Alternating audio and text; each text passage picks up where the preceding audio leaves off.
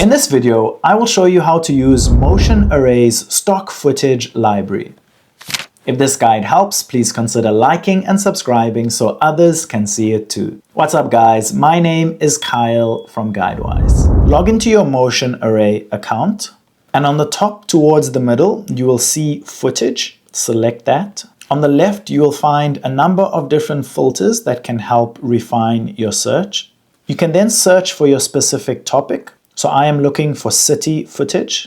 You can then refine your search even more by sorting it based on popularity, recently viewed, newest, most relevant, or people I follow.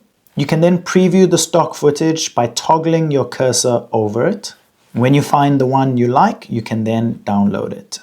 You can then drag the clip into your editing timeline like any other footage.